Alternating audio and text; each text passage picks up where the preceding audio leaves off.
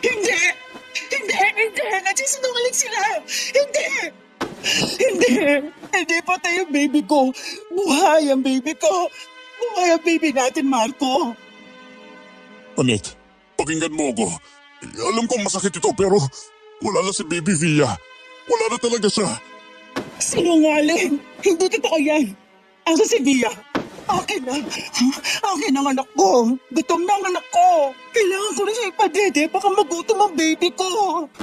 Asa na, doktor? Annette, kalma ka lang please. Dok? Annette, Dok? mahal, Dok!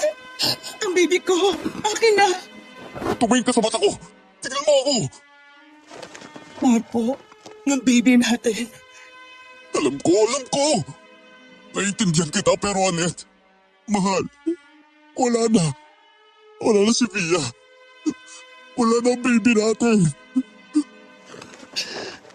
Wala na. Wala na nga ba? Wala na? Wala na. Wala na siya, Annette. Masakit man pero nangyari na. Tanggapin na lang natin. Masama ba ako? Masama ba akong ina? Masama ba ako? Hindi ko na naman naalagaan na maayos ang baby natin. Ang sama ko. Ang sama ko. Hindi, Annette, hindi. Hindi ka masama. Huwag mo sisihin ang sarili mo sa pagkawala ni Via. Hindi mo to kasalanan. Ginawa mo ang lahat ng makakaya mo. Isa ka mabuting ina. At mabuting asawa. Kaya tahan ka na. Bakit ganito, Marco? Bakit palagi na lang ganito? Hindi ba ako karapat-dapat na maging ina? Huwag mo nag-isipin yan. Tahan na. Tito Marco, sabi po ng doktor may kailangan daw po kayong i-fill out na papeles para sa death certificate ni Baby Via. Kailangan bang ngayon ha? Si Annette kasi, hindi ko pa pwedeng iwan. Sige na Marco, ako nang bahala dito kay Annette. Asikasuhin mo nang dapat asikasuhin para makauwi na tayo sa bahay nyo. Hapong-hapo na tong si Annette. Oh, sige na. Nang makauwi na tayo at makapagpahinga na itong asawa mo. Maraming salamat po, Manang Pidang. Sa inyo ko na po iiwan si Annette kung gano'n ha. Oh, Blessy, samahan mo ako para matapos natin itong pag-aasikaso ng papeles na mas maaga. Tama si Manang Pidang. Kailangan na ni Annette na magpahinga. Okay po, Tito. Nakasunod na po. Teka, saan nga ulit tayo tutungo? Dito po, Tito Marco. Ay, oo nga. Nakalimutan ko na sa dami ng iniisip ko. Pasensya ka na ha. Naiintindihan ko po kayo, Tito, na lalo pat kamamatay lang po ng baby ninyo ni Ate Annette saka iniisip mo pa ang lagay ng asawa mo. Nahihirapan si Annette na tanggapin ang pagkamatay ng anak namin eh. Ilang beses din kasi siyang nagkaroon ng miscarriage dati. Iniisip ko lang, Tito, ano kaya ang mangyayari sa susunod na mga araw? Alam mo yun din ang iniisip ko, Blessy. Baka magkulong na naman ang Ate Annette mo ng dahil dito. Hala, tingnan mo, Tito. Yung babae sobrang putla, para na siyang kulay papel. At ang dami ring dugo sa damit niya. Teka, huwag mo lang pasinin yan, Blessy. Kasi ang weird ng pasyenteng yun. Nakabukas ang mga mata niya, parang patay na yata yung babaeng yun eh. Kung hanggang doon lang talaga siya, wala tayong magagawa. Abay kahit gaano pa kagaling ang doktor. Kung sa desisyon ng Diyos hanggang doon ka na lang. Hanggang doon ka na lang talaga. Kawawa naman siya kung ganun, Tito. Teka, ito na ba yan? Opo, sa station na ito. Excuse me, nurse. Ako po si Marco, the father of Via Sandoval. I was advised na pupunta dito para sa kailangang i-fill up na papers. Habang abala ko sa pag-fill up ng mga kinakailangang impormasyon para sa death certificate ng anak ko, ay hindi ko na malayang umalis pala sa tabi ko si Blessy. Napansin ko na lang wala na siya sa tabi ko pagkatapos kong mag-fill up. Madali ko rin naman siyang nakita at doon ko siya nadatnan sa may emergency room kung saan naroon din ang pasyenteng babae na kulay papel na sa sobrang putla. Blessy, Tito, tapos ka na po. di ba sinabi ko huwag kang lalayo sa tabi ko? Pasensya na, Tito. Hindi ko kasi mapigilan makipag-usyoso dito eh. Eh bakit? Ano ba tinitingnan mo dyan? Yun pong babae kanina. Yun pong babaeng pasyente kanina na nakabukas sa mga mata pero kulay papel na ang balat sa putla. Narinig ko po kasi ang sabi ng mga nagdala sa kanya dito na nabiktima daw po siya ng aswang. Ano? Aswang. Yun daw pong aswang na pinupuntirya ang mga buntis na babae. Yung mga dugo niya pala sa katawan, galing pala lahat yun sa dibdib niya. Yung aswang daw, sinipsip yung dugo niya gamit ang dede niya. Ano ka mo? Eh yun po ang sabi ng mga nagdala sa kanya rito. Mag-isa lang daw siya sa bahay nila kaya nabiktima siya ng aswang. Kasi daw po umalis yung asawa niya para maghanap buhay. Ay, naku, ka na dito, Blessy. Huwag mo nalang pansinin yan. Tingnan mo, Tito. Tumingin niya sa relong doktor. Dead on arrival na yan siya sa palagay ko.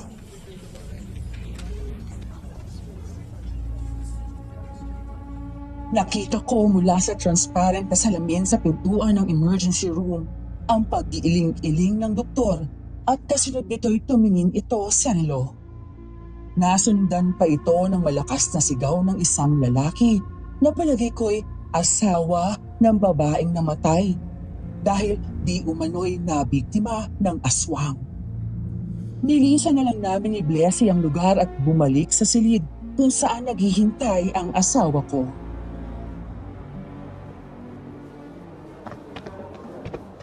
Tito, Ano?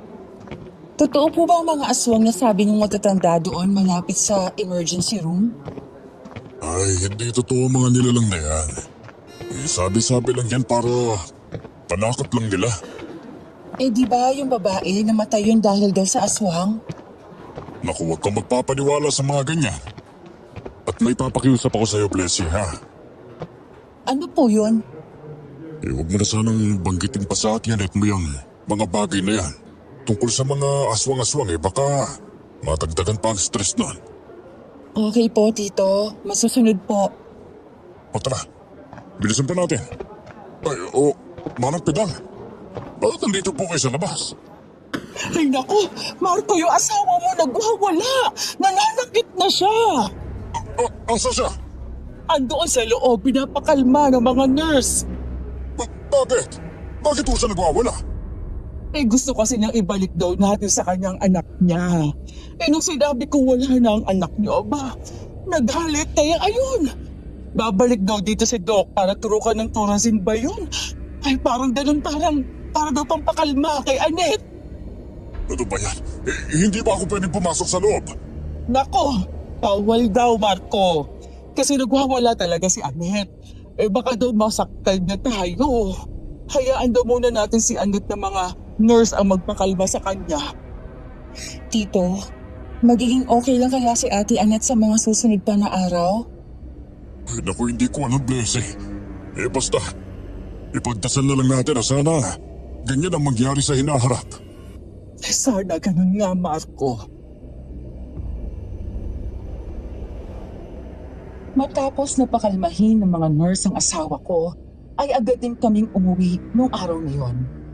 Pagkatapos ng libing ng anak namin ni Annette, ay pansin naming lahat sa bahay ang pagbabago ng ugali nito. Naging mainiti ng ulo ni Annette sa mga bagay-bagay at madalas ito ang nagmumukmok sa kanyang kwarto tuwing napagsasabihan ko ito sa masamang pakikitungo niya sa mga kasambahay namin.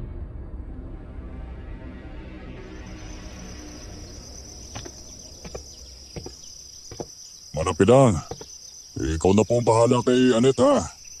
Alam niyo naman pong sa lahat ng katulong dito, sa inyo lang talaga nakikinig yang si Annette, Nako, walang problema yan, Marco.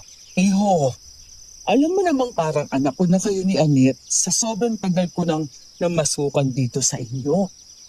Naku, maraming salamat po talaga, Manang Pedang, ha? Tito, halina po kayo. O sige po, Manang. Maulan na kami, ha? Magbubukas pa ako ng meat shop at saka mag-i-inventory pa po ako, Kasi marami akong naiwan ng trabaho sa tindahan itong mga nakaraang araw. Alam niyo na, Dahil sa libing ni Baby Via. O sige, Marco. Ingat kayo sa biyahe ni Blessy. Kayo din po dito sa bahay, Manang Pidang. Gusto ko po ng sinigang mamayang hapunan po. Walang problema, Blessy. Your request is my command. Kaya magpakabait ka doon sa tindahan ni tito mo at ipaghahanda kita mamayang hapunan ng napakasarap na sinigang. Asahan niyo po. Sige po, alis na po kami. Oh, sige, Marco. Anet, Diyos ko! Anet!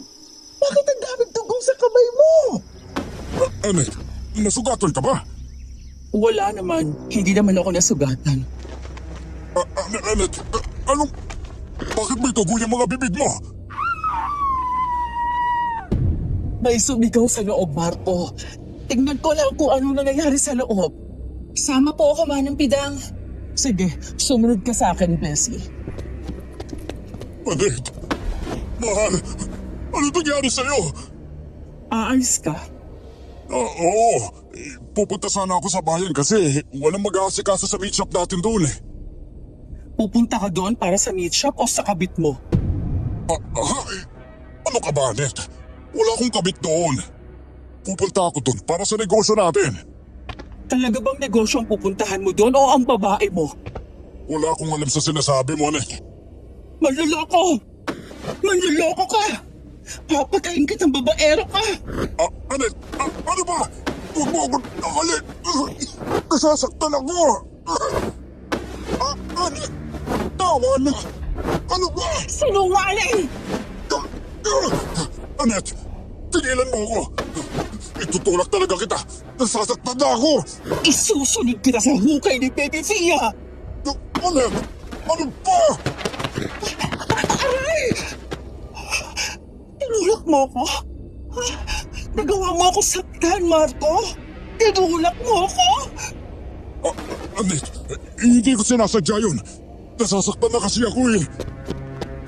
Tito, O bakit? sumigaw si Yaya Jenny kanina kasi. Ano? Kasi ano? Ano ba? Sabihin mo na. Si Ate Annette, kinain po niya yung hilaw na karne sa kusina na dapat lulutuin ni Yaya Jenny para sa pananghalian nila. Ano? Kinain ng asawa ko ang hilaw na karne ng araw na yun. Dahilan para magkaroon ito ng maraming dugo sa kanyang bibig at kamay. Tila ba nagbago ang asawa ko matapos naming namatayan ng anak? Minsan nagsasalita siya na siya lamang mag-isa, kaya minabuti na lang namin na ipakonsulta siya sa isang psychiatrist. Doon ay na-diagnose ang asawa ko ng bipolar disorder at nagkaroon din ito ng postpartum depression.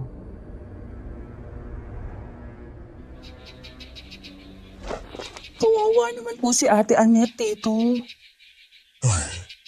Hindi ko talaga inaasahan na darating kami sa ganitong punto ng pagsasama namin, Blessy. Magpakalakas ka, Marco, iho. Tila ba bumigay na talagang utak ni Annette sa pinagdaanan ninyong mag-asawa, lalo pat bago lang itong nanganak tapos pagsapit ng 3 buwan, namatay agad ang anak ninyo. Ay naku, ewan ko ba. Manang Pidang, parang nawawalan na din ako ng gana sa buhay. Dahil sa mga nangyayari sa amin ngayon ni Annette. Huwag kang magsalita ng ganyan, iho. May mga paraan para gumaling ang asawa mo. May therapy at may mga nireseta ding gamot ang doktor para sa kanya. Kaya huwag kang panghinaan ng loob sa mga nangyayari ngayon. May pag-asa pa. Maraming salamat po talaga sa inyo, Manang Pidang ha. At sa iyo din, Blessy. Naku, hindi ko na alam kung ano na lang ang gagawin ko kapag wala kayo sa tabi ko. Salamat talaga. Ano ka ba, Tito? Magpamilya po tayo dito kaya sama-sama nating harapin itong problema sa kinakaharap natin. Tsaka, malakas si Ate Annette. Kayang-kaya po niyang lampasan kung ano man ang pinagdadaanan niya ngayon. Basta dapat nakasuporta lang po tayo sa kanya palagi. Gagaling din siya sa lalong mas madaling panahon. Sana nga. Kasi naman hirap na ako sa totoo lang. Hindi na talaga ako makatulog ng maayos sa gabi. Kaya pala ang lalim ng mga mata niyo, Tito. Pati ang mga eye bags mo, magana tsaka ang itim. Huwag mong masyadong problemahin ang mga nangyayari, Marco. Magkakasakit ka niyan. Paano na lang si Annette kung pati ikaw magkakasakit? Tatandaan ko po yan, Manang. Bukas po, pagbukas ko ng meat shop, magpapabili ako kay Blessing ng multivitamins para na rin sa resistensya ko. Ganyan. Dapat ganyan ang ginagawa mo sa halip na magpakalugbok ka sa lungkot mo. Maraming salamat po talaga ha. Dahil palagi kayong nandyan para sa akin.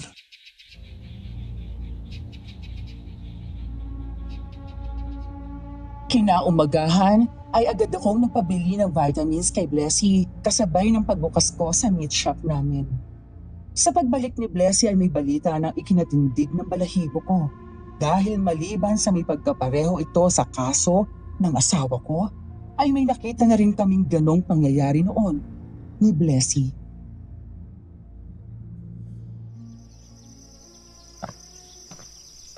Tito, ito na po yung pinabibili po ninyo. Oh, nakabalik ka na pala, Blessy. Medyo natagalan ka. Baka may pinupusuan kang pharmacist doon ah. Wala no, Tito. Hindi ko galing kumirengkeng sa kahit sinong lalaki sa edad na to, no? Kasi bata pa po ako. Bakit ang tagal mo nakabalik dito? Kasi Tito, may nabalitaan ako. Nakinig kasi ako sa usap-usapan ng mga kargador doon malapit sa isdaan eh. Ikaw, Blessy ah. Inuugali mo na talaga yung pagiging chismosa mo. Ano mo bang masama yan? Tito, hindi naman po sa ganun. Kasi nakakaintriga kasi ang nangyayari sa kabilang bayan daw.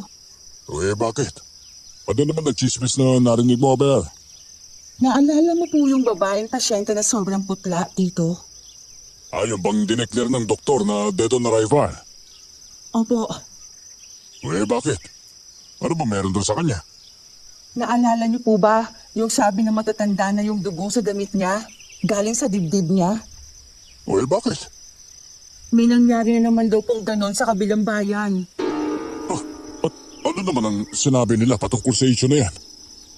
Napapaisip lang po ako eh. Na baka po talagang may aswang na nambibiktima po ng mga bagong panganak na babae. Tapos, sinisip-sip no ng dugo doon sa dibdib nila. Naniniwala ka talagang aswang ang may gawa nun? Oo naman, Tito. Kasi isipin mo, ito na ang pangalawang biktima ng aswang. Tapos, alam niyo ba kung anong pagkapareho ng mga biktima? Hulaan niyo po. Nako, na parehong ina na bagong panganak ang mga sinasabing biktima di umano ng aswang. Pareho din ang mga babaeng yon na namatay ang kanilang mga sanggol. Papapanganak pa lang. Ano? Huwag niyo po sanang masamain kasi yung mga nanay daw po na yon parang halos masiraan ang bait sa pagkamatay ng kanilang anak. Naisip ko lang na pareho ang kalagayan ni Ate Annette sa kalagayan ng mga biktimang mga nanay na yon. Nag-aalala tuloy ako eh. Kasi hanggang ngayon po hindi nila alam kung anong klase ng aswang nang bibiktima sa mga babaeng namatayan ng sanggol. At mas lalong walang nakakaalam ng itsura nito. Nag-aalala kasi ako sa kaligtasan ni Ate Annette kasi may hayok sa laman na pag-alagala dito sa bayan. Ay naku, mas makapangyarihan ang Diyos, Blessy. Basta manalig na lang tayo sa Kanya. Wala mong mangyari ang bagay na yan sa ating Annette mo. Kasi naman, palagi naman nakabantay sa Kanya si Manang Pidang eh. Sa bagay, Tito, tama ka. Baka nag-overthink lang ako. Ay naku, pinakaba mo ako. Mabuti pa. Tulungan mo na lang akong bilangin ang bawat klase ng frozen foods na nasa freezer. Para mas mapadali ako sa pag-inventory. Sakto din wala pang customer na bumibili. Yun na lang ang gawin natin. Sige po, saan po ba ako magsisimula dito? Doon. Doon ka sa kaliwa. Ibang hotdogs ang una mong bilangin, ha? Okay, noted po. Pero teka, napansin mo ba yung calculator ko dito?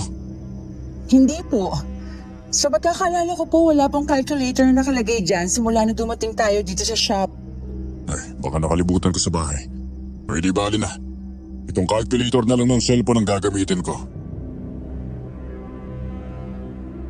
Pilit kong isinantabi ang mga sinabi ng pamangkin kong si Blessy sa akin noon. Pero hindi ko rin maiwasang mangamba dahil kung totoo ngang may aswang na gumagala sa aming bayan at ang paborito nitong biktimahin ay ang mga namatayan ng sanggol. Ay may punto si Blessy na nanganganib nga, si Annette. Hindi naman ako naniniwala sa mga aswang pero sa mga panahong yun ay itanggi ko man ay may parte rin sa sarili kong nag-aalala sa kapakanan ng asawa ko.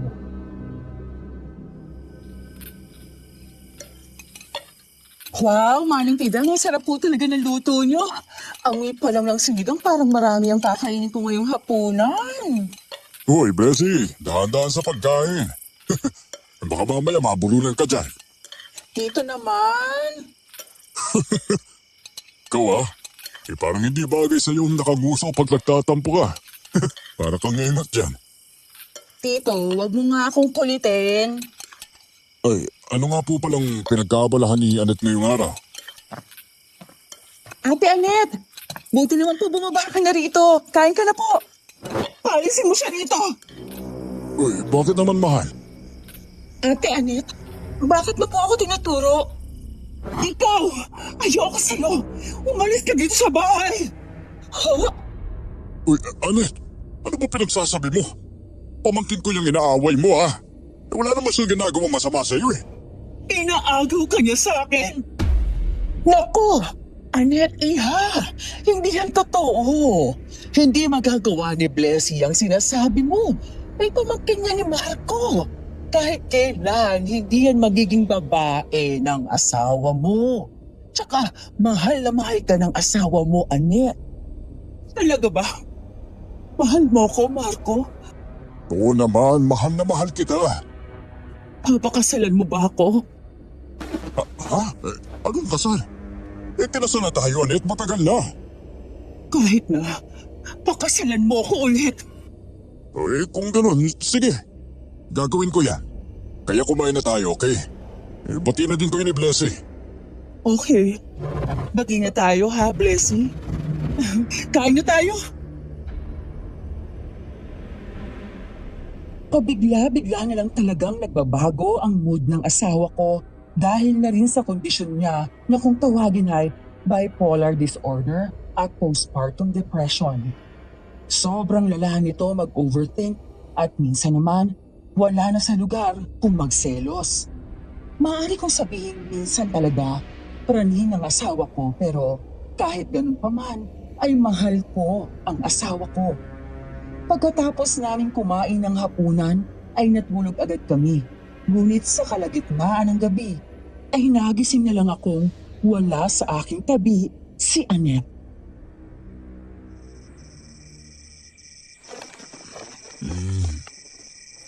Annette. Annette. Nawawala si Annette. Manang Pidang! Blessy! Tito, Nakita mo ba si Ate Annette mo? opo, nandoon po siya sa baba. Sa baba? Anong ginagawa niya doon? May sanggol po. Sanggol. Opo, Teka, nasa siya? nandoon po sila sa kusina. Kasama ni Ate Annette si Manang Pidang tsaka yung ibang mga helpers po. Teka, bababa ako Gusto ko makita ang sanggol na sinasabi ninyo Ay, teka lang po dito kasi pinapapunta po ako ni Ate Annette dito kasi pinapakuha po niya yung damit na hindi pa po daw nagagamit ni Baby Via. Bakit naman? Yung sanggol po kasi tanging lampin lang po ang suot niya kaya bipihisan po siya ni Ate Annette. Sige, kumuha ka lang doon sa loob.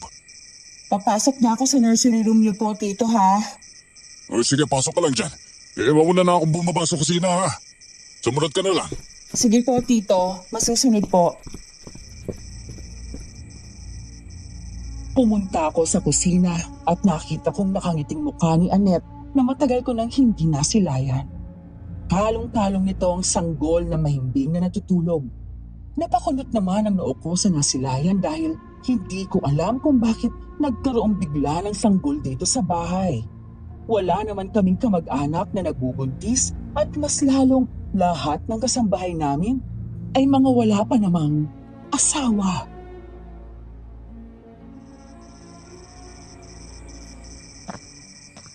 Marco, mahal ko, gising ka na wala. Tingnan mo, ang cute-cute niya, di ba? Annette, saan mo nakuha ang sanggol na yan? Anak ko, sir. Nagising kasi kami kaninang mga 11:00 ng gabi sa sobrang lakas ng iyak ng sanggol sa labas. Sa labas? Di ibig sabihin, sa labas niyo lang nakuha ang sanggol na to? Oo, at naiwan ang sanggol na ito sa labas. Tsaka may sulat na nakalagay sa kahon na pinagsiglan sa bata. Ano? Ano bang akala ng magulang ng batang yan? Bahay ang punan tayo dito. Nakanak sila tapos hindi naman pala nila kayang buhayan eh. Pagkatapos, ipapamigay nila sa ibang tao. Naku, ibalik natin yung sa tunay na magulang niya. Bukas na bukas din. Pupunta ako sa DSWD para naman maparusahan ang ina ng nagabando na sa bata. Kawawa talaga. Ayoko! Ano ba, Annette? Hindi mo anak ang batang yan. At mas lalong hindi natin kaduguyan. Naku, alam mo naman. Delikado ang basta-basta na lang magpapasok ng ibang panauhin sa bahay. Paano na lang kung ang batang yan ang ikapapahamak mo? Ano? Inosente siya! Hindi mo ba nakikita? Ha? Kaawa-awa ang bata. Kailangan niya ng isang kalinga ng ina at ako yun. Ako magiging ina ng batang ito. Ano ba? Naririnig mo ba sarili mo, Annette? Basta ayoko! Ayoko! Akin ang batang ito! Hindi mo ako maintindihan, Annette eh. Baka kasi... Kasi ano? Baka magaya ka sa sabi-sabi ng mga tao sa labas. Baka may sa demonyo ang sanggol na yan. Baka magaya ko ng babae na nakita namin ni Blessy sa ospital na namatay dahil basta-basta na lang nagpapasok ng kung sino-sino sa bahay nila. Hindi natin alam pinanggagalingan nila. Kaya Annette, makinig ka naman. Hindi masama ang batang ito. Kung ilalayo mo sa akin ang sanggol na ito, mas mabuti pang patayin mo na lang ako. Annette! Annette, bumalik ka rito! Annette! Ay, Napaisip ako sa mga sinabi ni Manang Idang sa akin. Hindi man ako naniniwala sa mga aswang, ay narin pa rin sa kaloob-looban kong pangamba na baka matulad ang asawa ko sa mga kumakalat na balita sa bayan na mga biktima di umano ng aswang na mga ina na namatayan ng anak. Tutol man ako sa pagkupkop ng bata, ay mas nangibabaw naman sa akin ang pagmamahal at awa sa asawa ko. Lalo pa't unti-unting bumabalik ang pagiging masiyahin nito simula nang dumating ang sanggol.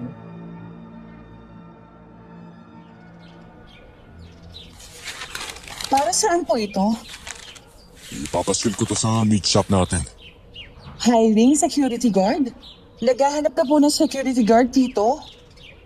Maghahanap ako ng magraronda sa bahay buong gabi. Bayalan mo naman ang ate Annette mo.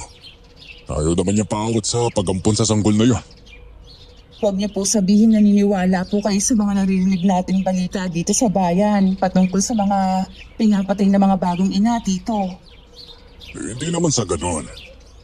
Pero ayos na din ang ganito na may magbabantay. Kasi naman, nangangamba na din ako sa seguridad ng ate Annette mo eh. At least, kung may masamang looban ng magtangka, lalo na sa gabi, may nakabantay dyan. Tito, hindi naman po magnanakaw o kaya tulis na sinasabi ng mga tao na pumapatay sa mga bagong inay. Aswang po ang pumapatay sa kanila. May baril naman yung security guard. Kaya ayos na din yun. Hindi naman mabisa ang baril laban sa aswang eh. Kung hindi mabisa ang baril, ano naman ang dapat gamitin? Ang nabasa ko po sa internet, buntot pagi daw. Buntot pagi daw po ang kahinaan ng kahit anong klaseng aswang. Buntot pagi? Teka, anong itsura nun? Hindi ko din alam. Hindi pa kasi ako nakakakita ng ganun dito. Di, isa-search ko na lang. Tsaka, mag-o-order na lang ako sa online kung gano'n. Bakit ka naman natawa dyan? Kasi Tito, ang sabi niyo po, hindi kayo niniwala sa mga aswang. Yung mga kilos niyo, salungat naman sa sinasabi niyo. Mas mabuti ng handa. Wala naman siguro mawawala kung maniniwala ako, hindi ba? Sa bagay, tama ka. Alam mo, hindi ako pwedeng magpabaya, Blessy. Lalo pat may mga usapan na kumakalat ng mga bagay na katulad ng ganyan. Kaya kahit hindi pa ako nakakakita ng mga nilalang na yan, ang seguridad nating pamilya, yan ang prioridad ko. Delikado po talaga ang panahon ngayon. Kasi walang araw na lang na wala tayong narinig na pang-aatake ng nilalang na yun na pumapatay sa mga bagong ina eh. Oo, tama ka dyan, Blessy. Sana nga may mag-apply na mas maaga para mapanatagdag loob ko kahit papano. Sana nga po, Tito.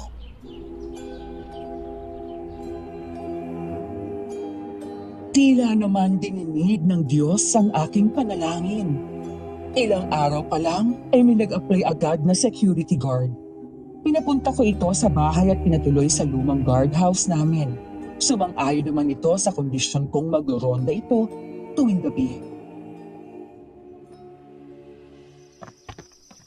Oh, ito ang lumang guardhouse namin. Ay, ano nga ba ulit ang pangalan mo? Robin na lang, sir. Tawagin niyo na lang po akong Robin. Robin. Dito ka manunuluyan, ha? Pinalinisan ko ng loob nito. At meron na din tong kama. At saka, pinalagyan ko na rin yan ng rice cooker, heater. Ito, meron ding maliit na stove. Pati na din tubig. Meron na. Baka sakali kasing maisipan mong magkape, hindi mo na kailangan pa maghintay ng mga katulong. Kasi medyo paalaga din kasi ang asawa ko ngayon Hindi nakabubuti sa asawa ko ang iwan siya mag-isa. Sige po. Naintindihan ko po, sir. Kung may kailangan ka naman o may naramdaman kang kakaiba, pwede mong ipaalam ka agad dun sa mayordoma namin, ha? Ipalagay ko gumagana naman tong intercom na ito. Konektado kasi ito sa kwarto ng mayordoma namin, si Manang Pidang. Tanda mo yan, ha? Sige po. Noted po yan, sir. Tito? Ay, may kinakausap po pala kayo. Hindi, ayos lang, Blessy. Sakto lang dating mo. Ipapatawag ko din naman sana kasi kayo para mapakilala ko kayo kay Robin. Robin? Oo, siya ang bagong security guard natin. Siya ang magroronda sa ating bahay tuwing gabi. Okay po. Blessy, patawag mo nga yung iba pa nating kasambahay. Nang makilala nila si Robin. Para naman malaman niya kung sino ang hindi taga rito. Kasakaling may manloob man. Sige po, tatawagin ko po sila Manang Pidang. Grabe. May kalakihan din po pala tong bahay niya, sir, no? Oo. Hindi naman talaga akong nagpatayo ng bahay na ito sa papa ko talaga ito. Kaya doon namatay siya. Sa akin ipinamana. Kasi ako lang naman ang nag-iisang anak niya. Uniko iho po pala kayo kaya ganun. Oo, ganun na nga. Pero malungkot lang kasi lumaki akong walang kalaro. At saka kahit naibigay na sa akin ang lahat ng pangangailangan wala naman ako nakakausap dito sa bahay noon. Kaya ganun din. Kaya pala ang dami ng mga kasambahay po ninyo, ano? Nako talaga. Para na din magkaroon naman ng sigla ang bahay na ito. Masyado kasi malaki. Naku, sang-ayon din po ako sa inyo, sir. Naku, mahirap talagang malaking bahay kung konti lang naman kayong nakatira. Sabi kasi ng mga nakakatanda, kapag malaki ang bahay, tapos wala naman masyadong tao, ay pinupuguran ng mga masasamang elemento daw. Ano? Wala po. Joke lang po yun, sir. Hindi, may sinabi ka kanina Sabi mo, elemento? Elemento ba yun? Opo. Elemento po. Pwedeng aswang, multo, o kaya mga engkanto. Mga ganong klaseng nilalang po. Bay, naniniwala ka para sa mga ganon? Naku, oo naman, sir. Totoo talaga ang mga nilalang na yun, no? Alam mo, hindi nga ako naniniwala sa mga ganyan dati-rati. Pero nitong nakaraan. Kasi ang dami mga napabalita ng mga patayan tungkol sa isang uri ng aswang na mga bagong ina ang paboritong binibiktima. Kaya pati ako parang nadadala na din Robin. Uy. Sir. Parang ang tahimik mo bigla Lalim yata ng iniisip mo. May problema ka ba? Ako? Problema? Naku, sir. Wala po. Okay lang po ako. May nakaagaw lang kasi ng pansin sa akin Sa bintana na yun, no? Saan? Yun. Yung babae bang tinutukoy mo na nakatingin dito? Naku si Annette yan. Asawa ko yan. Medyo mailap talaga siya sa mga tao ngayon. Kasi, alam mo na, bagong panganak. Bagong panganak? Oo. Pero pagkalipas ng 3 buwan, namatay din ang anak naming sanggol. Katunayan nga, kakalibing lang ng anak namin nung nakarang linggo eh. Ako, kondolens po pala, sir. Ay, yung totoo niyan. Kaya talaga ako nag-hiring sa security guard. Para may bantay itong bahay namin tuwing gabi.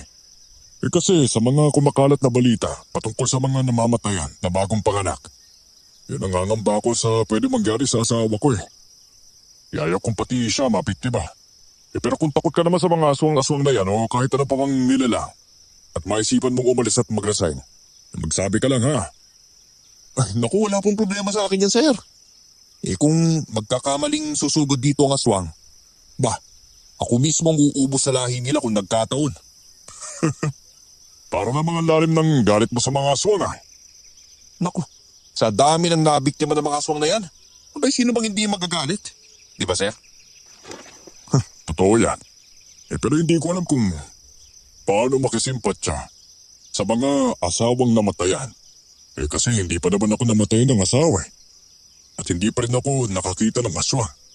Naku, pag mo nalang pakarating yan, sir, na makakakita ka ng kagaya ng mga nilalang na yan. Kasi, hindi mo makakalimutan yung karanasan na yun.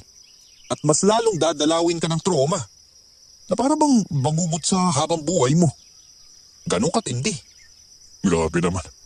Sana nga hindi ako magkaroon ng karanasan sa mga nilalang na yan. Kasi hindi ko talaga kaya. Naku, matatakotin pa naman ako kahit lalaki ako. Huwag kayong mag-alala, sir. Nandito naman na po ako eh. Ako bahala sa pagraronda sa bahay ninyo. Saan ko yan ah? Manong Pidang. Nandito na pala kayo. Robin. Sila pala yung mga katulong ko dito sa bahay. Si Manong Pidang. Siya ang pinakamatagal na namasukan dito sa amin. Simula pa nung bata pa ako. Dito na siya sa amin nagtatrabaho. Ay, magandang araw po, Manang Pidang. Robin po.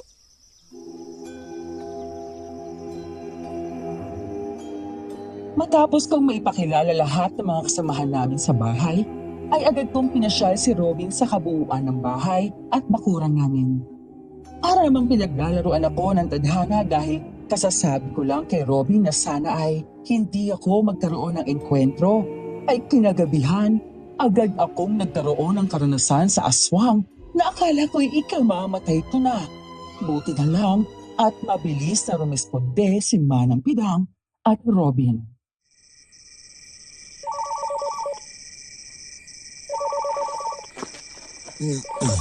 Sino ba yung tumatawag? Sobrang gabi naman yata ang kumontak. Nako, sasagutin ko na lang to sa labas. Tulog na tulog pa naman si Annette. Ay, buhay negosyante, kahit gabi, trabaho pa rin.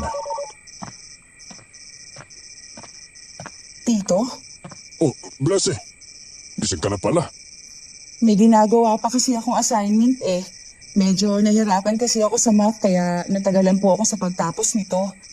Ang hirap kasi ng integers eh. Nakakalito. O siya, umakyat ka na sa taas ha. May tatawagan na ako. Hindi ko kasi nasagot ang tawag eh. Binaba na kaagad. Sa labas na lang ako makikipag-usap sa tawag ha. Baka kasi magising ko ang ate Annette mo eh. Natutulog na din siya kasama yung sanggol. Sige po. Ay, iwan mo na lang ang pito dito sa silong ha, na nakabukas. Ako na magsasarado pagkatapos ka sa tawag na to. Okay po, Tito.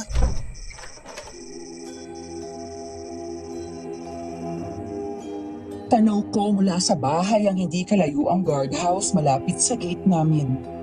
Pumuwesto muna ako sa kaliwang bahagi sa may labas ng pintuan saka ko dinayal ang numero ng isa sa mga kasosyo ko sa negosyo ng karnihan.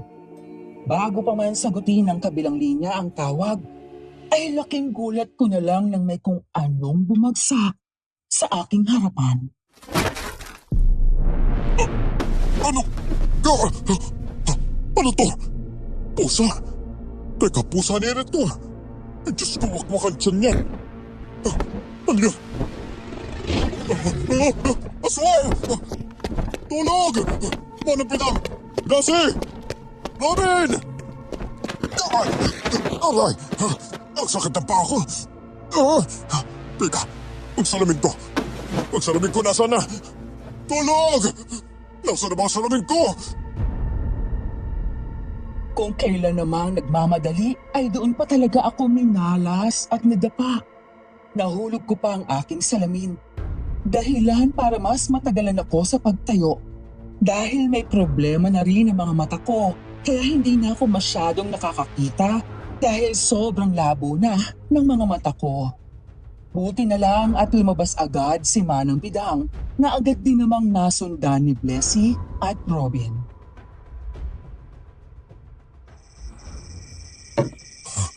May nakita ako eh. Hindi ko masyado nakita pero alam kong aswang yon. Kasi may pakpak siya eh. At ataki niya na sana ako. Siya din mismo ang naghulog ng patay na katawan ng pusa namin ni Annette. Sa harapan ko mismo. Tito, tinignan ko na po si Ate Annette, pati na rin po si Baby. Ayos naman po sila at mahindi ng tulog.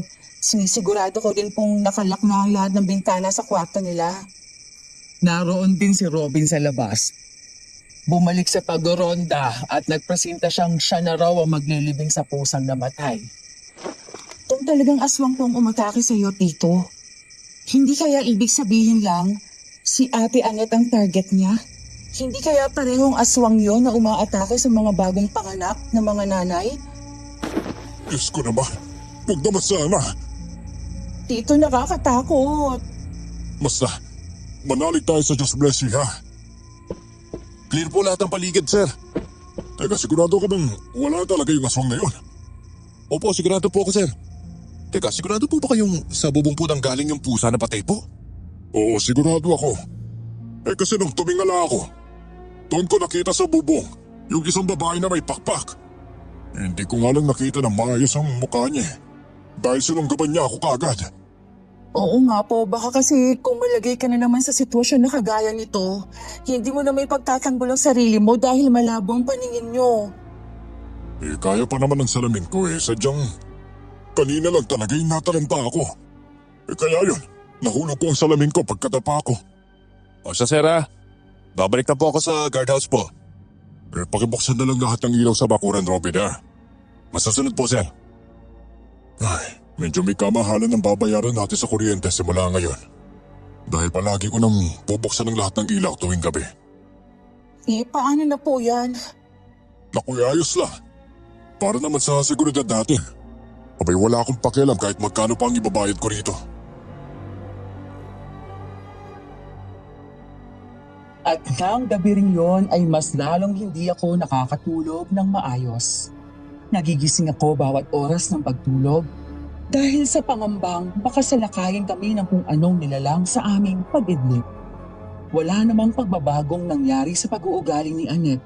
Sa katunayan nga'y nagiging masayahin ito dahil sa tuwang hatid ng sanggol sa kanya.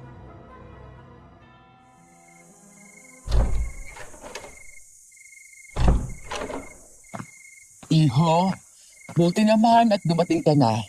Kasi may parcel na dumating dyan kanina. Si Annette na munang nagbayad sa parcel mo. Naku, salamat naman at dumating nito. Ano ba kasi ang in-order mo? Ito po. Eh, wala, bagong decoration lang po ito. Dumiretso ka na sa kusina at na makakain na kayo ni Blessy. Oh, asan ba si Blessy? Ay, nandun sa labas. Eh, may kailangan lang daw siyang tignan. Pero, susunod na din yun dito maya-maya. Ganun ba? Mabuti pa, Marco, mauna ka nang kumain sa kusina. Kasi kayo na ka pa hinihintay ni Annette. Sabay na raw kayong kumain. Ay, ganun ba? Eh, nasa na po siya ngayon? Ay, tignan mo sa kusina. Kung wala naman baka naroon sa itaas ng kwarto.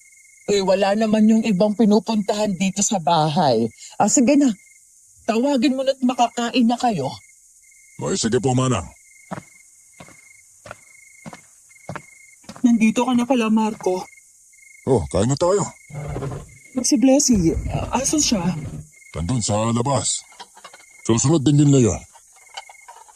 Ganun ba? Marco, may ipakikiusap sana ako Oh, doon naman yun. patungkol sa bata. Ay, Annette. Napag-usapan naman na natin to, di ba? Marco, gustong-gusto ko talaga kasi na ampunin natin yung bata.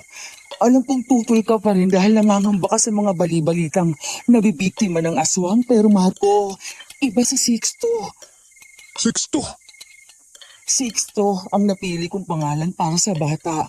Ilang linggo na siyang nandito sa bahay natin pero may nangyari ba sa atin? Ha? Sa akin? Ay, naku. Nakalimutan mo na ba ang nangyari, Annette? May aswang na pumunta dito. Pinatay niya pa nga ang pusa mo, hindi ba? So anong ibig mong sabihin? Nakasalanan ng bata ang nangyari? Hindi naman sa ganon. Kahit itanggi mong totoo, halata naman sa mga mata mo, Marco, na ayaw mo sa bata dahil pinag-iisipan mo ng masama ang katauhan ng bata. Annette naman. Kasi naman. Marco, akong pakinggan mo. Hindi mo ba naisip na baka biktima rin ang batang ito? Hindi ba sumagi dyan sa isip mo na baka ang sadya talaga ng aswang na yon ay ang ipahamak ang bata mismo? Teka, saan mo naman nakuha ang ideya na yan, Annette? Naisip ko lang kasi na baka kaya tayo inatake ng aswang dahil alam nito na may sanggol dito sa loob. Hindi mo ba naisip na hindi naman talaga mapanghanib ang sanggol? Kung hindi kailangan ito ang ating proteksyon, kaya sana naman, huwag mo masyadong tigasan ang puso mo. Hayaan mo sana makapasok ang bata dyan sa puso mo. Nakakaawa siya dahil pinamigay siya ng ina niya tapos pagdating dito sa atin, kamumuhian mo lang siya. Hindi ba unfair naman yun sa side ng bata kasi wala naman siyang ginawa sa'yo? Ba? Ako pa talaga ang unfair dito? Kapag alam mo lang naman ang iniisip ko dito ah. Alam ko yun, pero sobra naman yatang pag-isipan mo na masama ang walang kamuwang-muwang na bata. Oo na, basta. Pag-iisipan ko, Annette. Magandang gabi po, Ate Annette. Nandito po pala kayo. Ang baby po.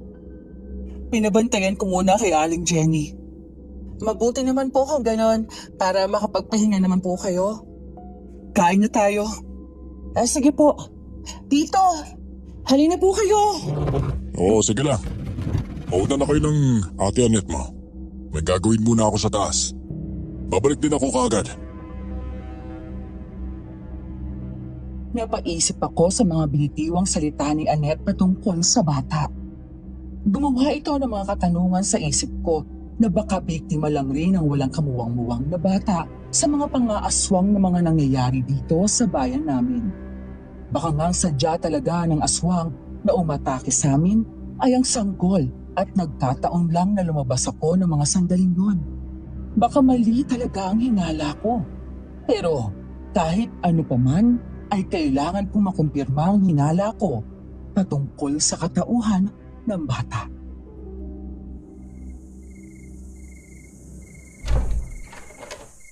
Aling Jenny, ako na pang bahala sa bata. Iwan niyo na po kami.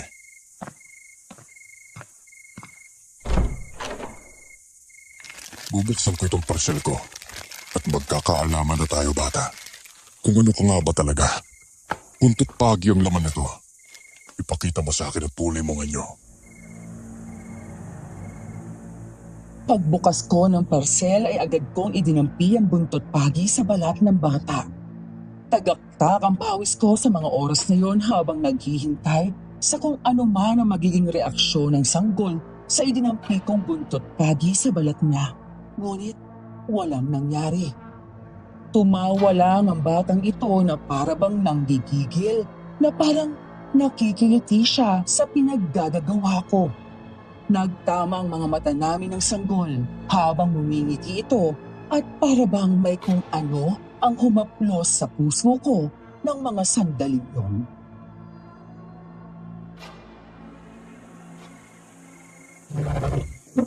Marco, bakit ang tagal mong nakabalik? Ay, may nireview kasi ako saglit sa revenue. Tapos nagbisa din ako ng damit. Kain na. Sinalinan na kita ng pagkain sa plato mo. Ay, ikaw. Hindi ka ba kakain? Tapos na kami ni Blessy. Ikaw kasi ang tagal mong bumaba dito. Annette. Pumapayag na ako. Payag? Saan? Naampulin ng bata. Teka, ano nga ulit ang pinangalan mo sa kanya? Sixto, O siya, payag na akong ampunin na natin si Sixto. talaga ba? Oo nga. Maraming salamat. Maraming salamat, Marco. Mahal, ang saya-saya ko sobra. Teka, kailan natin pabibigyan ka na bata? Gusto ko sa lalong mas madaling panahon. Ganun ba? O sige, kakausapin ko ang pari bukas sa bayan ha.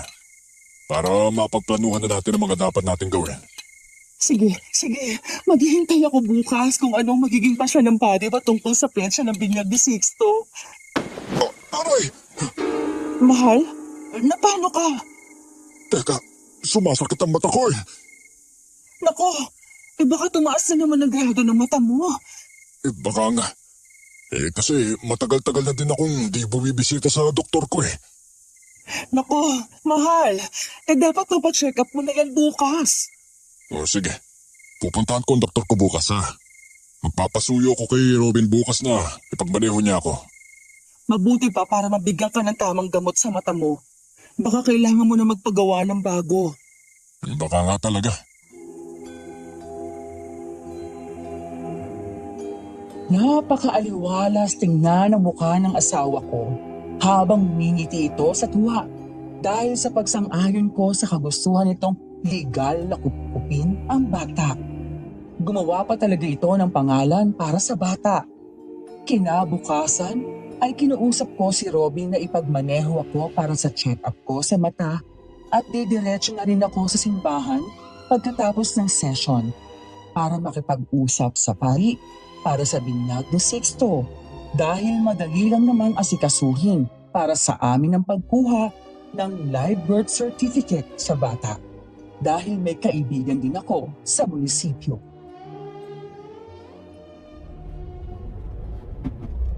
Robin, naku maraming salamat talaga ha. Pumayag kang ikaw magmaneho para sa akin ngayon. Naku sir, walang problema po yun sa akin no. Pagkatapos naman ng check-up ko diretso tayo sa simbahan ha. Simbahan? Oo, para makausap ko ang pare tungkol sa binyag. Binyag sir? Oo, para doon sa anak namin ni Annette. Hindi pa pala nabinyagan ng anak ninyo ni Ma'am Annette sir? Hindi pa. Teka, hindi mo ba alam? Hindi pa naman po ako nakakapasok sa bahay niyo sir ang totoo nga, sa lahat ng kasambahay ninyo sa bahay, si Manang Pidang pa lang ang nakakausap ko. Maliban sa inyo ni Blessy. Nung pinasyal mo ko sa bahay ninyo unang palapag lang naman po yun. Kaya hindi talaga ako nabigyan ng pagkakataon na makilala ang asawa at anak ninyo. Ganun ba? Hayaan mo sa binyag. Panigurado makikilala mo na sila. Hindi talaga kasi mahilig lumabas si Annette mabuti na yon. Para sa akin. Para malayo siya sa kapahamakan. Ganun po ba? Tanong ko lang sir may napapansin ba kayong kakaiba sa bahay ninyo? Kakaiba? Sa kwarto niyo po mismo. Wala po ba kayong nararamdaman na kakaibang enerhiya sa kwarto ninyo? Wala naman. Teka, bakit mo naman nasabi yan? Wala ho. Ewan ko ba pero pakiramdam ko noon parang may gustong sabihin ng security guard kong si Robin sa akin na para bang natatakot siyang ipaalam sa akin o sadya bang nagdadalawang isip siyang sabihin o ipaalam ito sa akin. Pinagsawalang bahala ko lang yun hanggang sa natapos ang check-up ko. Nakausap ko na rin ang pari patungkol sa binyag ni Sixto. Habang nasa biyahe pa lang kami pauwi, ay hindi na nakatiis pa si Robin. At halos lumuwa ang dibdib ko sa mga revelasyong narinig ko sa mga sinabi niya sa akin.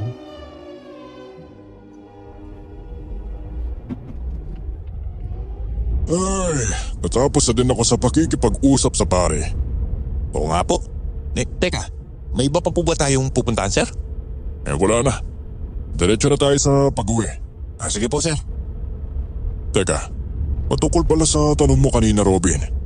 Naalala ko lang bakit mo pala natanong yon. Ang kaling tanong po, sir. Kung may nararamdaman ba akong kakaiba sa kwarto namin? Naku sir. Baka guni-guni ko lang yung nakita ko nung gabing yun. Kasi ilang gabi na din kasi akong walang tulog dun Kakaronda. Tapos, Nag-adjust pa talaga yung katawan ko sa bagong body clock ko. Medyo nabigla kasi ako sa pagiging night shift kong security guard eh. Bakit ba? Ano ba yung nakita mo? Naalala niyo po ba yung gabi na inatake ka ng aswang? Ayun. Oo. Bakit ba? Kasi ang totoo po nun, yung nahulog po na pusa, napatay nung gabing yon. Uy, bakit? Ano yung tungkol doon sa pusa na yan? Yung bangkay po kasi ng pusa, nagmula po yun sa kwarto ninyo. At hindi sa bubong na sinasabi mong pinanggagalingan ng aswang na umatake sa'yo. Ano? Totoo ba yung sinasabi mo? Ako sir, baka namalikmata lang ako ng mga panahong yun kasi pagkusot ko ng mata ko, sobrang bilis kasi ng pangyayari. Nakita ko na lang na papalakad si Manang Pidang papalapit sa inyo. Ganito Robin ha. Gusto kong ilarawan mo kung ano ang nakita mo sa gabing yon. Buong detalye ng nasaksiyan mo. Gusto kong marinig yon. Talaga po bang okay lang po sa inyo? Oo, okay lang. Ganito po kasi ang nangyari. Nagkakape po ako noon. Tapos, habang humihigop ako ng kape, nakita kong bumukas ang bintana ninyo. Kasabay naman po nun ang pagbukas po ninyo ng pinto. Hawak-hawak ninyo yung cellphone. O pagkatapos? Yun na po. May inihulog po na pusa ang maliit na braso na nakita ko sa siwang ng bintana ninyo. Maliit na braso? Opo. Teka, sigurado ka bang maliit na braso yun? Yung parang braso ng bata? Parang ganun na nga po. Hindi mo ba nakita yung buka niya? Hindi po eh. Basta, maliit na braso po yung nakita ko. Pagkatapos nun, kinabahan po ako bigla. Kaya yun. Tinusot ko yung mata ko. At yun na nga. Sobrang bilis lang po talaga ng pangyayari. Nakita ko na lang na papalakad si Manang Pidang papalapit sa inyo. Habang may kinakapaka sa lupa kaya mabilis na lang po akong tumakbo papalapit sa inyo. Pagtingin ko po ulit sa bintana po ninyo, ngayon, nakasara na ulit. Kaya sinabi ko na lang sa sarili ko, baka namalikmata lang po ako. Ay naku. Bilisan mo ang takbo na sasakyan, Robin. Bakit po? Parang may hindi maganda mangyayari ngayon eh. Kinakabahan talaga ako. Sige po sir. Bibilisan ko po ang pagpapatakbo. Teka, parang may nag-text po sa inyo sir Oo nga. Mukhang cellphone ko nga yung tumutunog ngayon ha. Teka, basahin ko lang kung anong nakalagay ha. Walang problema sir. Nagpo-focus na lang po ako sa pagbabanayo dito. Naku. Naku, hindi. Hindi ito pwede mangyari. Diyos ko, isang pagkakamali ito. Nanganganib ang mga tao sa bahay. Bilisan pa natin.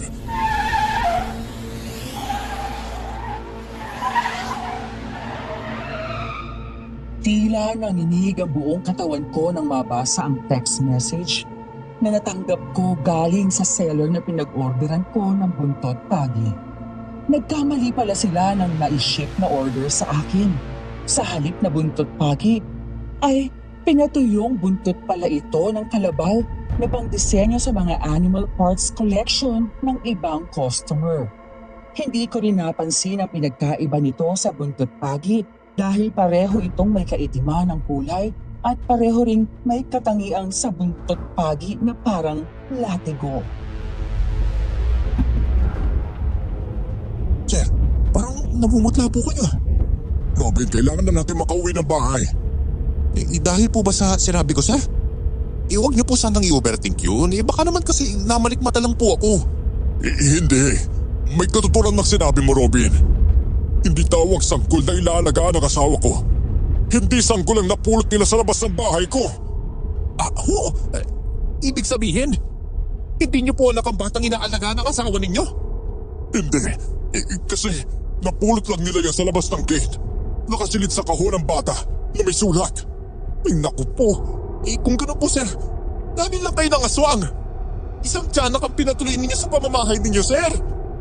Ay naku. Kaya naman pala hindi tumatalabag din ang pikong pangontrang aswang sa kanya eh. Kasi mali pala nga parcel ang napadala sa akin. Ano po ba yung binili niyo online sir? Buntot bahagi yun. Kasi noon pa man, duda na talaga ako sa sanggol na yun eh. Pero mapilit ang asawa ko eh. Ay naku, lentik naman eh.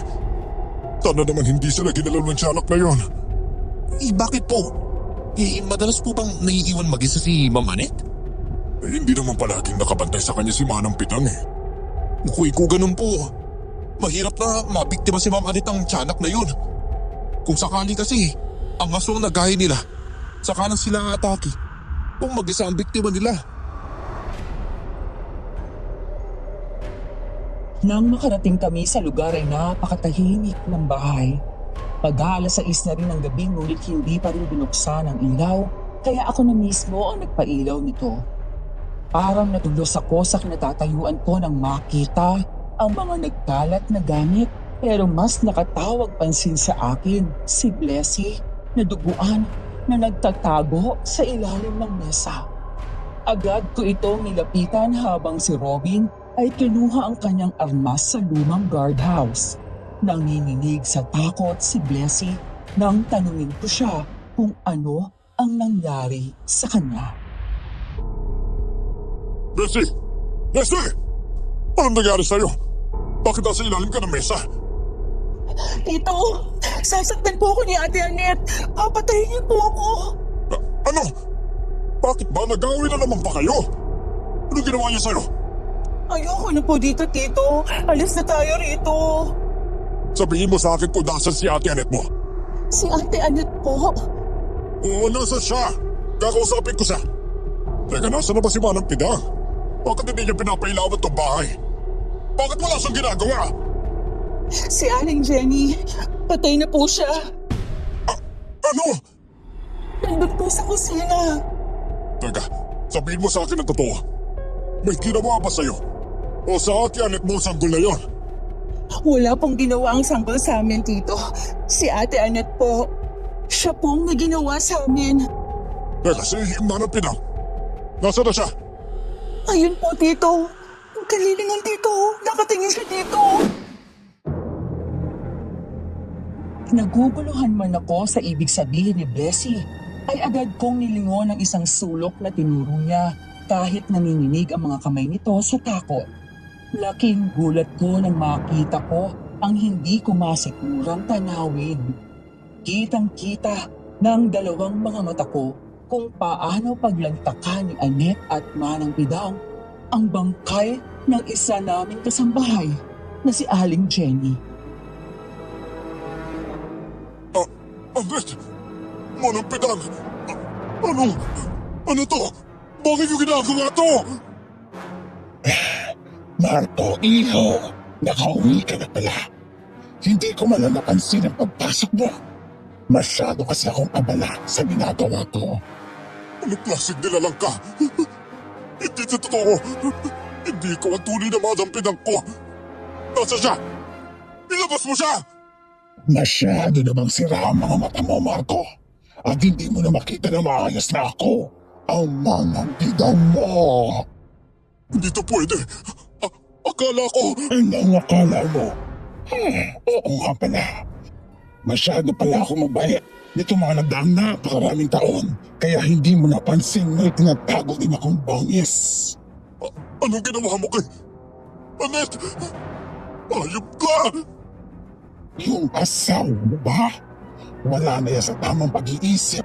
Tanging ako lang ang susundin yan. Anet! Tigilan mo yan! Tigilan mo yung ginagawa mo! Naguguluhan ka pa yata sa mga nakikita mo, Marco.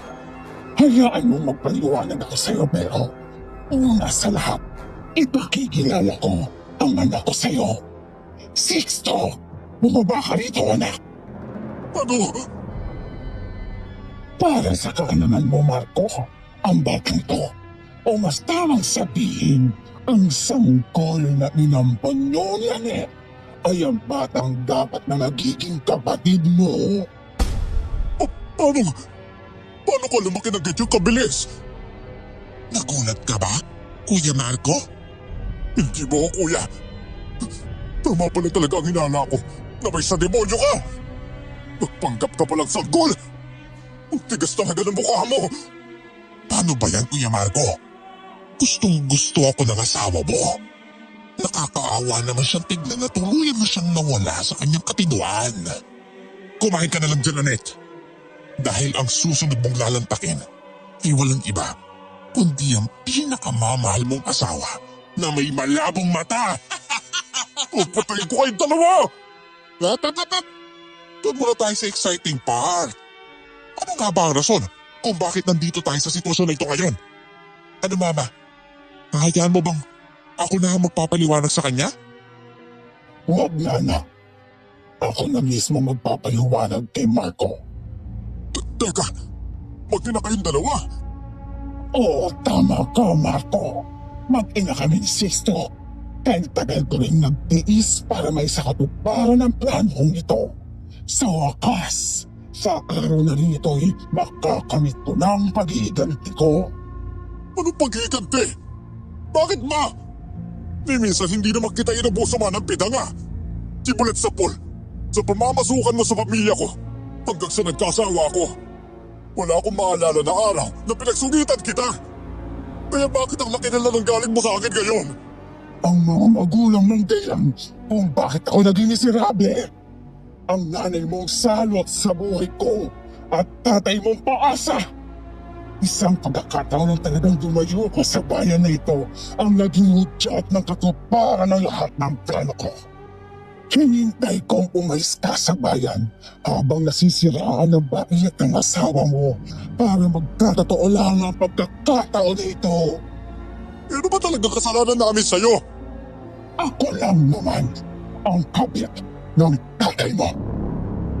Ikaw ang kalaguhin ng tatay ko. Grabe, totoo pala talagang hinala ni mama dati. Ganang babae si papa at ikaw pala yun. Alas mabali si mama kakahanap sa kung sino ang kabit ng tatay ko. Araw-araw, sinusundan ni mama si papa sa opisina. At isa lang pala sa mga kasambahay namin ang kabit ng papa ko. At ikaw yun? Ikaw ang may atraso sa pamilya ko. Dahil winakasan ng mama ko ang buhay niya sa pag-iisip na hindi na siya mahal ng papa ko. Bagay lang yon sa mama mo. Isa pa, yung papa mo paasa rin. Buti na lang talaga at namatay na siya sa mga pakunti-kunting laso na nilalagay ko sa kape niya.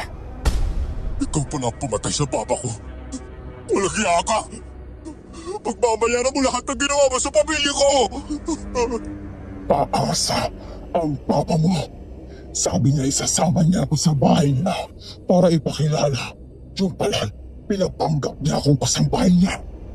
Pinalagyan pa ng anak namin ang malaman niyang buntis ako at siya ang ama. Sabi niya, magsasama kami kapag patay ng asawa niya. Pero anong ginawa niya nung mamatay ang mama mo? Nagdalamhati siya. Kinalimutan niya ang pangako niya sa akin. Kaya sumamba ko kay Aswang at hiniling kong buhayin niyang namatay kong anak. Hindi lang binuhay ni Aswang ang anak ko. Binigyan niya pa ako ng isang kapangyarihan pwede magamit laban sa iyo at sa pamilya mo. Bakit ba? Anong kapangyarihan mo?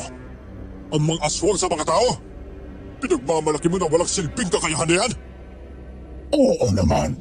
Ang totoo nga, ilang beses na kitang pinagkampatayin. Naalala mo ba yung babaeng aswang na umatake sa'yo nung gabing namatayan kayo ng pusa? Ako yun. Bigla lang nakarinig ako nung papalapit si Bessie sa pintuan. Kaya agad akong nagbalik sa anyong tao. Kaya pala, ikaw ang unang nakalapit sa akin. Dahil ikaw pala talaga ang aswang na yun. Akala ko ang bait-bait mo. Nasa loob pala ang kulo mo. Hindi naman na nasa loob ang kulo ko. Sadyang magaling lang talaga akong magpanggap at magtago. Gaya na lang ng pagpalit ko sa mga tableta mo para sa gamot mo sa mata. Nakakatawa ka talagang pagmasdan. Nung kumakapa sa lupa, kakahanap mo sa salamin mo ng gabi yon. Hindi ka rin magtatagal. Dahil lahat ng kasamaan, tiyak na may katapusan. Bakit hindi mo subukan? Sir! Nandito na ako! Ikaw! Teka, kilala mo ang batang yan? Hindi ko makakalimutan ang pagmumukha ng batang yan. Ang mga mapupulang mata na yan, ang pinakahuli ko na tignan bago tumalon sa bintana at tumakas sa pamatay sa asawa ko. Ano? Pinatay ng batang yan ang asawa mo? Sir, ibalato mo na sa akin ang batang yan. Ikaw na bahala sa matandang babae na yan. Basta ako sa bata. Ito na ang butot pagi ko. Sa'yo na tong isa. Akin naman tong isa pa. Maraming salamat dito. Akala niyo ba mananalo kayo dahil lang sa meron kayong buntot, Pogi? Pwes, masyado naman yata kayong nahihibam. Uubusin ko ang pamilya niyo! Pati na ang asawa mong baliw na kumakain ng tao! Nakipagbulo kami ni Robin sa matinang aswang hanggang sa tuluyan na naming nagapi ang mga ito gamit ang buntot pagi. Nalampasan man namin ang pagsubok na yon, ay hindi naman ako nakawala sa malaking pinsalang na idulot ng mag-inang aswang sa asawa ko. Tila ba tuluyan na talaga itong nawalan ng bait. Sumusugod na lang sa kung sino-sino dahil nayang daw pala ito ng manang pidang.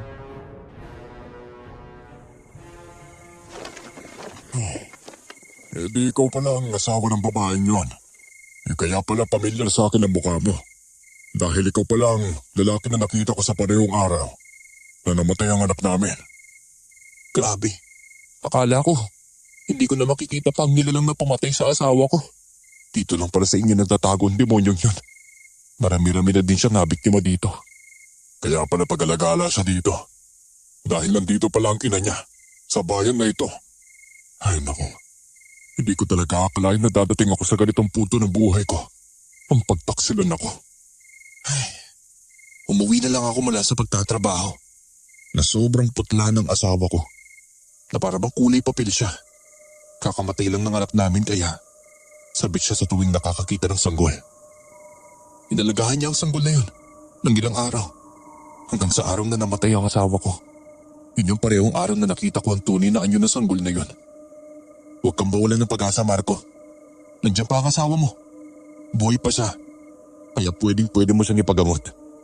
Manimit na nayanggaw yung asawa mo. Nagkilala akong manggagamot. Pwede kitang dalhin doon. Talaga ba? Oo naman. Sasamahan kita kung gusto mo. Naku, salamat ha. Sana nga, Robin. Sana gumaling na ang asawa ko. At mabalik na siya sa dati. Mababalik siya sa dati niyang sarili. Tiwala ka lang. Habang buhay ang asawa mo, huwag kang panghinaan ng loob. Grabe. Hindi ko akalain na malalim pala ang hugot mo sa pagkamatay ng asawa mo. Alam mo, aaminin ko nung araw na nakita namin ang kulay papel ang asawa mo sa ospital doon. Hindi ako naniwala na biktima siya ng aswang. Eh kasi sino ba namang makakapagsabi na magkakaroon ako ng ganitong karanasan? Sa pinagkakatiwalaan ko pagtao talaga. Ay nako. Tito, Kuya Robin, tinatawag kayo ng polis. Kailangan daw po nila lang statement niyo patungkol sa pagkamatay ni Aling Jenny. Sige. Susunod na ako.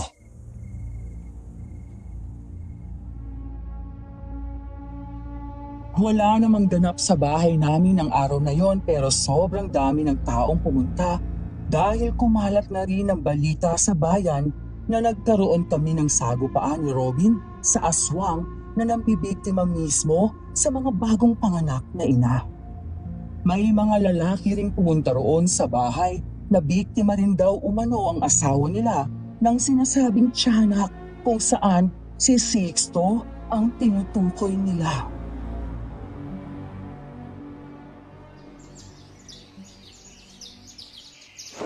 Ang lalako pala noon, mahal. Totoo po talaga yan, Ate Anet.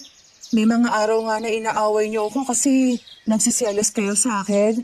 Minsan naman, nangangagat kasi ibang kasambahay natin noon. Ako? Nangangagat? Kadiri! Nagawa ko yun, mahal.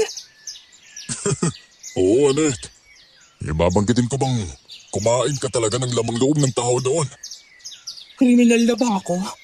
Naku, hindi no. Sinabilog ang ulo mo eh. At ginagawa kang baliw ni Manang Pidan doon. Dahil na din sa bago pa tayong namatayan eh. Yung sabi nga ng doktor at abogado natin, hindi ka pwede maging accountable sa kasong pagpatay. Eh dahil hindi maayos ang pag-iisip mo noon. At naiintindihan din naman yun ng pamilya ni Aling Jenny. Ang sama-sama niya. Siya palang dahilan ng pagiging malabo ng mata mo, Tito. Pati na rin pala kung bakit palaging namamatay ang mga ipinagbubuntis ni Ate Anet kasi inaaswang na niya pala tayo nang hindi natin alam. Siya pala talaga ang kabit ng tatay niyo, Tito. Eh kung totoo ang sinabi niya sa mga ginawa ni Papa sa kanya, Abay, aminado akong may mali si Papa. Pero kahit ano pa man ang rason, hindi niya pwedeng ilagay sa mga palad niya ang batas. Hindi sapat na rason yon para manakit ka ng iba at magsampa sa Diyos ng dilim. Pwede naman niyang daanin sa legal na proseso eh. Alam mo, sana magsampa na lang siya ng kaso laban kay Papa.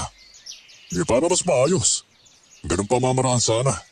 At ganun din, hindi siya nakakapanakit ng iba. Ginawa niya pang tiyanak ang anak niya. Grabe, nakakapanghinayang talaga. Kung tutuusin pala may kapatid pala talaga ako. Kung nabuhay lang si Sixto, napapatulong ako kung magkakasundo ba kami. Pareho ba kami ng interes sa buhay?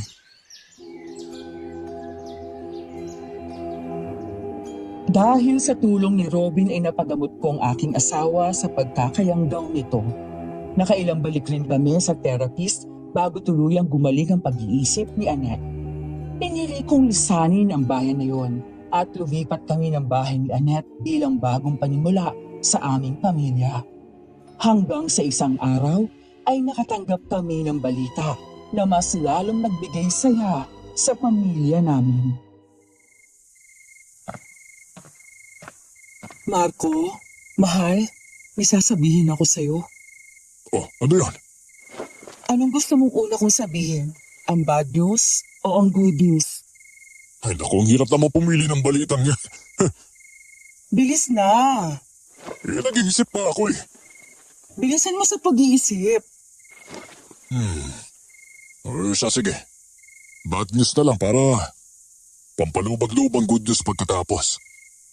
Okay, so ang bad news, ilang weeks na akong delay sa period ko at nangangamba akong baka bumalik na naman ang sakit ko sa matras noon. Ay naku, bad news nga talaga yan. Anong good news naman ngayon? Pumunta ako sa ospital ngayon, tapos hulaan mo kung anong sabi ng doktora. Buntis ka? Oo, buntis ako, Marco.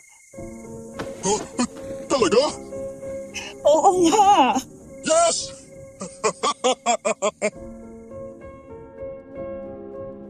Naging maingat kami ni Annette sa mga sumunod pa na buwan. Hanggang sa nanganak na si Annette ng malulusog na kambal. Sadyang napakabait talaga ng Diyos sa amin. Dahil may mga tao mang siyang tinanggal sa buhay ko, ay pinunan naman niya yon ng higit pa sa isang biyaya. Kasabay rin ito ay ang paglago ng negosyo naming meat shop.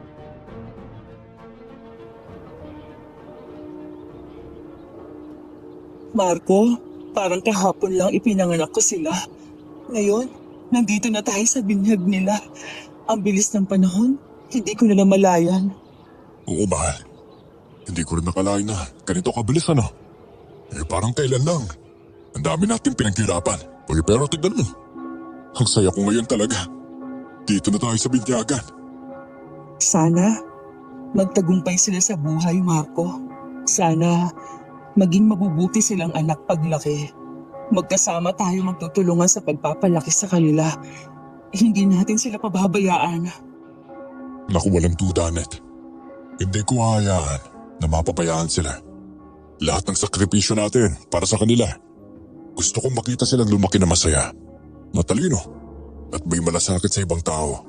Kaya naman, kailangan natin maging mabuting halimbawa sa kanila. Alam mo, Marco, nung ipinanganak ko sila, hindi ko alam kung kaya ko silang palakihin. Kung kaya ko bang maging mabuting ina. Kung kaya ko bang matutunan ang lahat ng kailangan ko para sa kanila. Kasi alam mo naman noon na sa tuwing mabubuntis ako, halos masisiraan na ako ng bait kasi kapalit ng pagdadalang tao ko noon ay palagi nilang kamatayan ng anak ko. Pero tingnan mo, nandito tayo ngayon sa araw ng kanilang binyag. Nagdiriwang tayo ng isang bagong simula. Annette, sa totoo lang, siguro hindi mo alam kung gaano ko ka-proud sa'yo. Hindi ko iniisip na magiging madali. Pero ikaw, na nagbubuo ng lahat ng kailangan nilang maramdaman. Ang pagmamahal at atensyon na kailangan nila. Tinutulungan mo ako magtagumpay bilang isang ama. Alam mo, hindi ko to kayang gawin na mag-isa.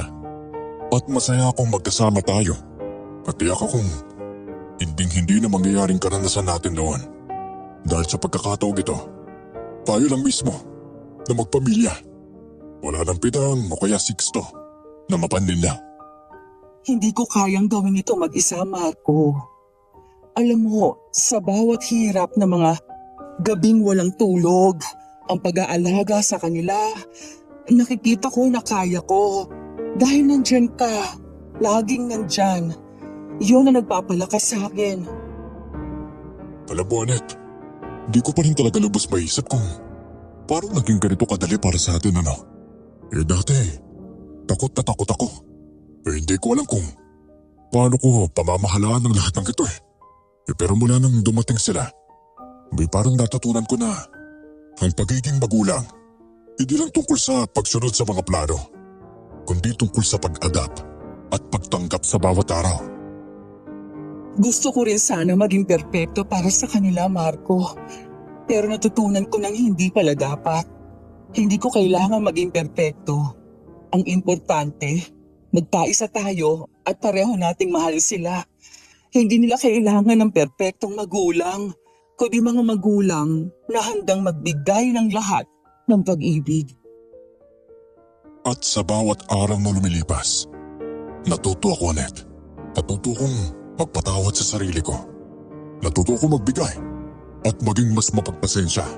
Natuto akong maging mas mabuting tao. Hindi lang para sa atin, kundi para rin sa kanila. Liam, Mia, mga anak, hindi ko alam kung paano to sasabihin sa inyo. Pero sana malaman nyo na mahal namin kayo. Nais naming makita kayong lumaki ng maligaya, walang takot, at puno ng pagmamahal. Nais naming matutunan ninyo kung paano magbigay sa iba at matutong magpasalamat sa mga biyaya. Annette, ako rin. Gusto ko sana magsabi sa kanila kung gaano ko sila kamahal. Kaya nga ako nagsusumikap Hindi lang para sa atin, kundi para sa mga anak natin. Dahil bawat ngiti nila, parang napapasaya nila ako sa lahat ng paghihirap. Pati ako, Marco. Sa lahat ng hirap, sa lahat ng lungkot, sa lahat ng pag-aalala, sa lahat ng sandaling iniisip ko kung kaya ko kayong magtagumpay bilang isang ina. Lahat ng yun ay nawawala sa isang sulyap lang ng mga mata nila. Nakabibighani silang pagmasdan. Para bang sila lang ang mahalaga sa mundo. Kasabay naman ang pagsalubong ng bagong yugto ng aming kambal ay ang paglayag ni Blessy para sa kanyang pangarap. Lumaki si Blessy sa poder namin ni Annette. Ngunit napagdesisyonan nitong mag-aral sa syudad upang kumuha ng kursong psychology. Buo naman ang suporta namin para kay Blessy.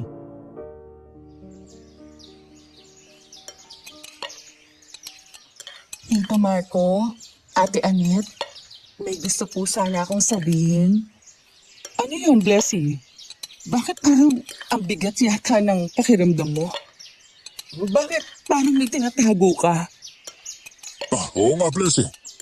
Mukhang may malaking bagay kang gusto sabihin Teka, huwag mong gawing lihim yan kung may problema ka, nandito lang kami. Ano ba nangyari? Tito, ate, tatanggapin ko po kasi yung scholarship na nakuha ko sa syudad. Mag-aaral po ako ng psychology. Gusto ko lang po sanang magpaalam sa inyo. Psychology? Blessy, hindi ko akalain. Wow! Ang galing-galing mo naman! Hindi ko iniisip na magiging ganito kalaki ang mga pangarap mo. Pero nasasabik na ako para sa'yo. Ang dami mo nang naabot, Blessy. Kaya alam kong kaya mong makamit yung kagustuhan mo. Naku, proud na proud kami sa'yo, Blessy. Hindi ko alam kung anong sasabihin ko. Kasi alam mo naman, malulungkot kaming maiiwan ka dito. Pero natuwa kami na napipita ka namin ngayon na nagsusumikap. Hindi ko man alam lahat ng pinagdadaanan mo pero alam ko na magiging magaling ka sa larangan ng psychology. Kailangan mo lang ipagpatuloy ang mga pangarap mo Salamat po, Tito, Ate. hindi ko po talaga kayang gawin to ng walang suporta ninyo. Ang totoo po, kinakabahan po ako kasi hindi ko alam kung anong magiging reaksyon ninyo. Alam ko pong malayo ako pero matagal na pong pangarap ito eh. Gusto ko po sanang matutunan kung paano magbigay ng tulong sa mga tao, lalo na po sa mga may pinagdadaanang mental health. Gusto ko pong magtagumpay at makatulong sa iba. Blessy, hindi kami magagalit o maghihinagpis. Gusto nga namin na magtagumpay ka at ipagpatuloy ang mga pangarap mo. Naiintindihan namin na mahalaga sa iyong mag-aral at matutunan ng mga bagay na makatutulong sa ibang tao. Hindi kami magtatampo. Basta't lagi mong tandaang nandito kami palagi para sa iyo. Maaasahan mo ang buong suporta namin. Tama si Annette. Walang mali sa pagsunod sa pangarap mo. May alam namin na hindi madali. At kahit na malayo ka, para naman sa pagunlad mo ang gagawin mo. Hindi kami magkakaroon ng sama ng loob sa pag-alis mo. Dahil alam namin na kapag nagtagumpay ka, magiging malaking bagay yan para sa iyo at sa buong pamilya. Tandaan mo to ha. Wala kaming ibang hangad, kundi ang tagumpay mo. Masaya kami na pinagpatuloy mo ang pangarap mong mag-aral at maging isang psychologist. Salamat po, Tito. Salamat po, Ate. Hindi ko po kayang iwan kayo pero hindi ko po kayang ipagpaliban ng pangarap ko. Kung hindi ko po itutuloy, baka magsisi po ako eh. Alam ko pong hindi madali pero ito po ang pagkakataon ko na mag-grow at matuto ng mga bagong bagay. Blessy, nandito kami para gabayan ka. Hindi mo kailangang mag-alala. Ang pinakamahalaga sa amin ay ang makita kang masaya at natagumpay. Kaya kami narito para magbigay ng lakas ng loob sa'yo. Mag-iingat ka at huwag kalimutan ang lahat ng natutunan mo dito. Pero higit sa lahat, magpatuloy kang mangarap dahil magbabalik ka sa amin na mas magaling at mas masaya. Bay, walang dahilan para matakot ka, Blessy. Hindi ka namin pababayaan. Ang mga pangarap mong yan, sa'yo yan. At kami ang magiging support system mo. Kung may pangarap ka, laging nandyan kami para tulungan ka. At magsisilbi kaming inspirasyon. Tandaan mo, hindi ka nag-iisa ha. Laging may pamilya ka na nagmamahal sa'yo, kahit malayo ka pa. Mahal ko po kayo. Salamat po sa lahat ng suporta. Hindi ko po ito kayang gawin kung wala po kayo sa buhay ko. Huwag po kayo mag-alala. Babalik po ako tuwing bakasyon. At hindi ko po kayo pababayaan. Blessy, lagi mong dala mga aral namin. Mahalagang pamilya at alam mong kami ang unang magmamahal sa'yo. Walang mawawala sa aming pagmamahal. Magtatagumpay ka at magbabalik ka sa amin ng mas matibay at magaling na tao. Nandyan lang kami, Blessy. Ang mahalaga, magpatuloy ka lang na mangarap at magsikap. Lagi mong tatandaan na sa bawat hakbang mo, narito lang kami sa likod mo. Mahal na mahal ka namin at palagi kitang susuportahan. Salamat po, Tito at Ate. Mahal ko po kayo. Hindi ko kayo pababayaan. At magtatagumpay po ako para sa inyo. Sa kasalukuyan ay nasa grade 7 na ang kambal namin ni Annette. Isa na ring ganap na psychologist, si Blessing. Masagana at masaya ang buhay na tinatamasa naming mag-asawa ngayon. Ang masasabi ko lang sa karanasan ko ay walang naidudulot na mabuti ang paghihiganti. Ang lahat ng tao ay may masalimuot na karanasan. Ang buhay ay hindi patungkol sa agos nito, kung hindi paano ka lalangoy sa agos nito nang hindi nalulunod.